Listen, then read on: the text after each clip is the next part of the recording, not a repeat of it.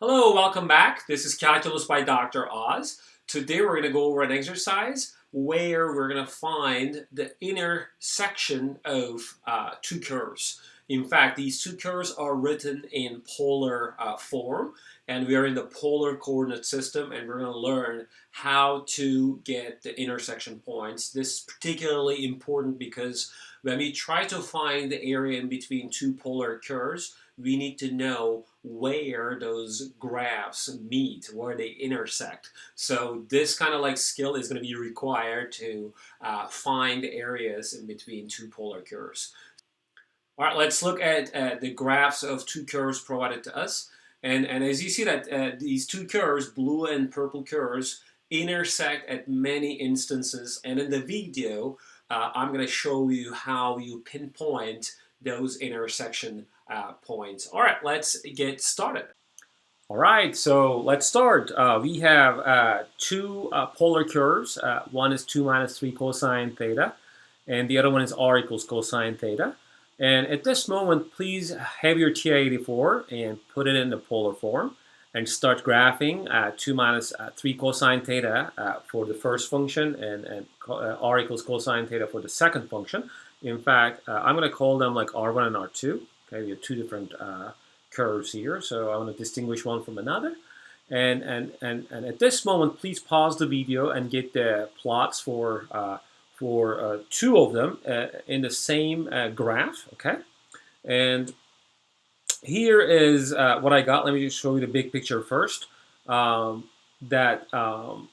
different for different theta values, I have the corresponding R1 and R2s in the table here. Okay, so we have this table here, and it used to be like I was writing all the steps before, but now we have two different graphs, and I don't want to spend too much time for it. And plus, I wanted to show you the steps before so that you could actually walk through that with me. But right now we don't need that because you already know how to get this table for certain values. So you can even do this by hand by yourself. Okay. So let me just tell you a few things on this graph. So let's say like you're in the theta equals 0, right? That means like you are on the x-axis. So that again corresponds to theta equals 0. Okay, so for theta equals 0, R1, which is the blue graph, okay, and R1 is equal to -1, and R2 equals 1. R2 is this circle here, okay? So 1 is the blue is the R1, and then purple is the R2. So blue takes the value of -1. That means when theta equals 0, I'm going to walk 1 unit in the other direction, and I'm going to end up being here. For the purple one, it's 1. So for theta equals 1, I'm just going to walk like 1 unit to the right, and that's where I end up. So you can actually see the starting points of these two curves, okay? For theta equals pi over 3, let me just look at that.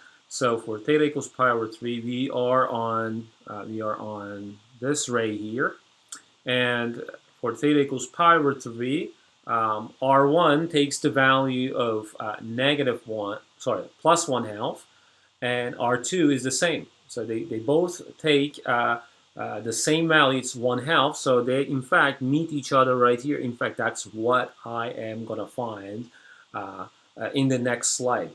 But let me just, since there's an intersection point over there, let me just zoom in there, and then you can see this better now. That at pi over 3, if you are on the ray pi over 3, and two curves intersect each other, okay?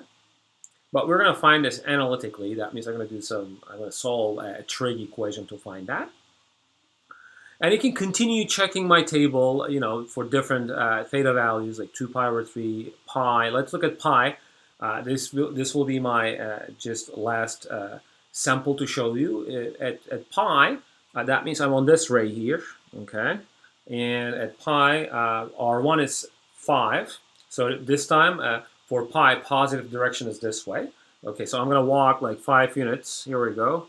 And I'm going to mark that point. And for R2, it's -1. Okay, so that means I'm going to walk back 1 unit in that direction. So I'm going to end up here. Okay. So this is sort of like how you look at these two graphs, and and now I'm going to show you how you come up with the points of intersection. And in this case, when you zoom in here, I can show you where these two guys intersect. Okay, let me just go back to the zoomed in picture. In fact, I can even zoom more. Let's see. Okay, so I'm trying to find this point of intersection together with this point of intersection. Okay, you can check that now. Okay, they look like one is one is pi over 3, right? And the other one is happening at 5 pi over 3. Okay. Again, we're going to try to find this algebraically. That means I'm going to solve a trig equation. So all we can do here is to set those r's equal and solve. Okay. And at this moment, please have your TI-84 together with the unit circle formulation. Okay, unit circle is super helpful when we try to solve trig equations. And here's my unit circle ready. I'm going to show you along the way. Here we go. Okay, but just keep it ready for that purpose. So, right, so I'm going to subtract cosine theta from both sides, and I'm going to try to solve this for cosine theta. So what do we have? 2 minus 4 cosine theta equals 0. Okay, so this implies adding 4 cosine theta to both sides of the equation. 4 cosine theta equals 2, and dividing both sides by 4 gives you that cosine theta equals 1/2. Okay, so this is a starting point to find the points of intersection. Okay, so I'm going to look for theta values for which cosine attains the value of 1/2. And we know that cosine takes positive values in the first and the fourth quadrant. And 1/2 is sort of like a known value on the unit circle. That's the excentry of the points on the unit circle. Okay, so I'm going to look for excentries to be exactly 1/2. Here we go. I got 1 here. I got 1 here. Okay, 1 is in the first quadrant, and the second one is the fourth quadrant, and the corresponding angles are pi over 3 and 5 pi over 3. That's good news. So I can go back here and conclude that intersection happens, or intersections in fact happen at pi over 3 and 5 pi over 3.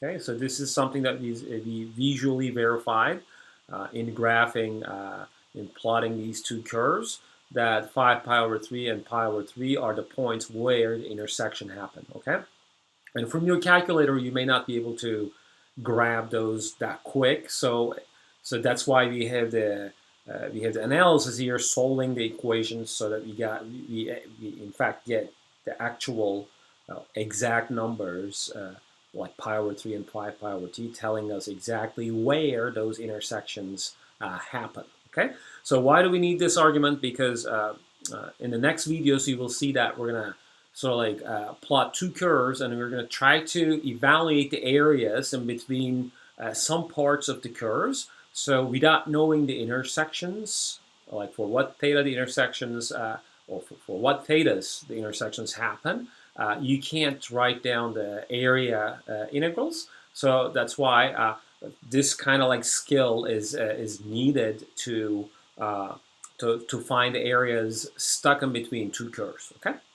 All right. So I'm going to end this video right here, and please continue to my next videos. And if you have any questions or comments, please send those to my way.